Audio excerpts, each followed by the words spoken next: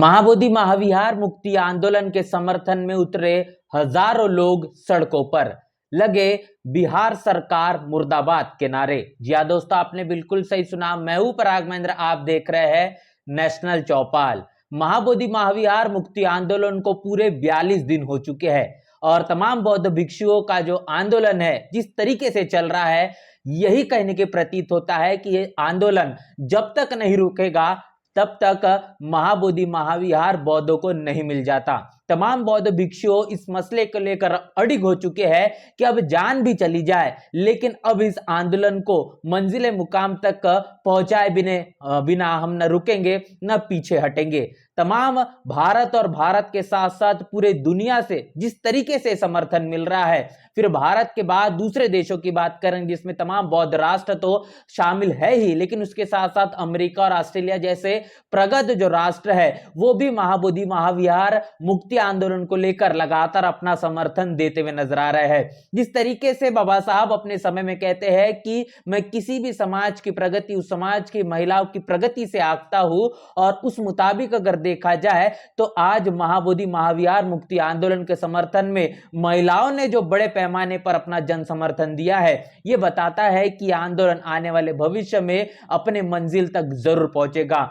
महाराष्ट्र से बड़े पैमाने पर जो महिलाएं हैं वो महाबोधि महाविहार मुक्ति आंदोलन को अपना बड़ा समर्थन देने के लिए पहुंच चुकी है, और यह समर्थन जिस तरीके से देखने को मिलता है, जहां पर महिलाओं ने इस बात को ठाना है कि महाबोधि महाविहार ये बौद्धों की विरासत है। इस देश के अंदर सम्राट अशोक ने 84,000 बौद्ध विहार जो स्तूपों का निर्माण किया, जिसके कारण पूरे देश और दुनिया में बौद्ध धर्म का प्रचार और प्रसार बड़े पैमाने पर हुआ। यह बात किसी से छिपी नहीं कि महाबोधि महाविहार ये बौद्धों की विरासत है। इसके साथ साथ यहाँ पर तथागत गौतम बुद्ध को ज्ञान की प्राप्ति हुई थी, और इसीलिए अब इस विरासत को संरक्षण करना, इसे बचाना, ये हमारी नैतिक जिम्मेदारी है। अगर हम ऐसा नहीं करेंगे तो आने वाली पीढ़ियां जब हमसे सवाल पूछेगी, आखिर हम उन्हें क्या जवाब देंगे। इसीलिए महिलाओं के जरिए महाबोधि महाविहार मुक्ति आंदोलन को जो जन समर्थन दिया गया है, वो कहने की लगातार लोग उनकी प्रशंसा कर रहे हैं, और इसके साथ साथ उनके इस जन समर्थन को, उनके दिए गए इस साथ और सहयोग को लेकर तमाम अपनी प्रतिक्रिया भी साझा कर रहे हैं।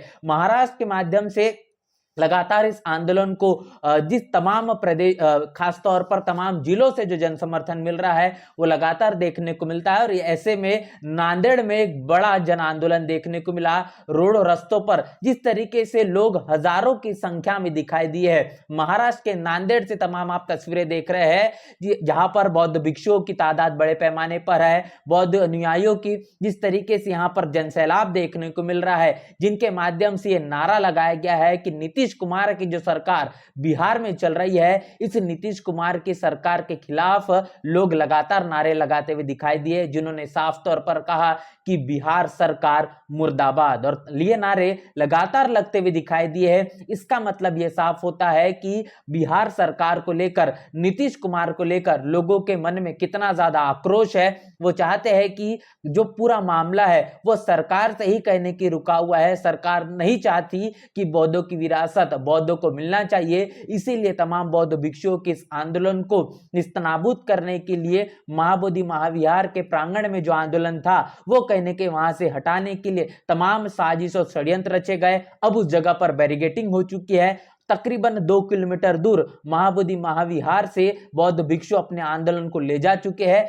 कड़कड़ाती धूप में महाबोधि महाविहार बचाने की इस आंदोलन में बौद्ध भिक्षु मजबूर है, और जिस तरीके से डटे हुए हैं, तमाम अनशन की प्रक्रिया जारी है, इसके बावजूद हौसले बुलंद है। प्रतिक्रिया जिस मुताबिक देखने को मिल रही है कि ये तमाम अनेकों प्रकार के षड्यंत्र रचकर महाबोधि महाविहार मुक्ति आंदोलन के इस बड़े विशाल और भव्य इस रूप को कहने के खारिज करने के लिए, निस्तनाबूद करने के लिए, कमजोर करने के लिए जानबूझकर अनेकों प्रकार के साजिश, षड्यंत्र और अनेकों मुद्दों को खड़ा करने का काम इस देश की मनुवादी मीडिया कर रही है। ऐसे भी तमाम इल्जाम तमाम बौद्ध भिक्षुओं के माध्यम से लगातार होते हुए निकलते हुए नजर आ रहे हैं।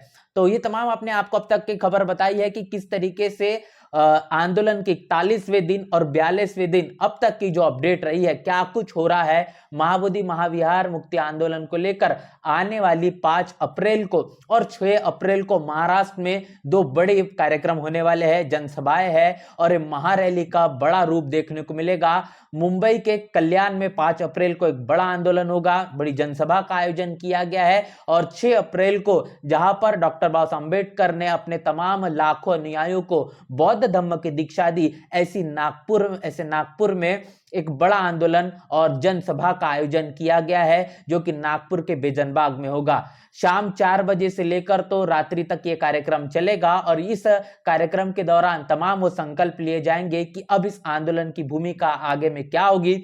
महाबोधि महाविहार मुक्ति आंदोलन को जिस तरीके से 40 दिन से अधिक बीत चुके हैं, लेकिन उसके बावजूद भी सरकार के कानों में, फिर केंद्र की सरकारों या फिर नीतीश कुमार की बिहार की सरकार, इनमें किसी भी तरीके की जू नहीं रेंग रही। इस मसले को लेकर कोई भी संज्ञान नहीं लिया जा रहा। विधानसभा हो या फिर संसद हो, लगातार इस मसले को लेकर तमाम विधायक और सांसद अपनी आवाज बुलंद कर रहे हैं, उसके बावजूद भी सरकार नहीं चाहती कि महाबोधि महाविहार ये बौद्धों को मिले। और ऐसे में अब ये 6 अप्रैल को बड़ा कार्यक्रम जो नागपुर में होने जा रहा है, जिसमें तमाम बुद्धिजीवी जो बहुजन समाज के हैं जो शामिल होने वाले हैं, जिसमें बंदे ज्ञान ज्योति से लेकर तो तमाम चंद्रशेखर आजाद और महमूद प्राचा, राजेंद्र पाल गौतम, ऐसे तमाम जो शख्सियत है जो इस आंदोलन को लेकर अपनी भूमिका रखे हुए हैं और लगातार अपनी आवाज जो है इस मसले को लेकर बुलंद कर रहे हैं, ये तमाम लोग इस कार्यक्रम में शिरकत करने वाले हैं। अब इस लाखों की भीड़ जिस तरीके से नागपुर में देखने को मिलेगी, आखिर क्या कुछ संकल्प होता है, क्या फैसला लिया जाता है, इस बात का भी इंतजार होगा। लेकिन बौद्ध भिक्षुओं के इस आंदोलन को पूरे देश से और पूरे दुनिया से मिलने वाले समर्थन को लेकर आप क्या सोच रहे हैं, आपकी क्या राय प्रतिक्रिया है? क्या आपको लगता है कि महाबोधि महाविहार ये बौद्धों को मिलेगा या फिर नहीं मिलेगा? इस सवाल का आपके नजरिए से क्या जवाब है, लिखकर कमेंट बॉक्स में जरूर साझा करें। मिलते हैं नए वीडियो में, तब तक के लिए जय भीम।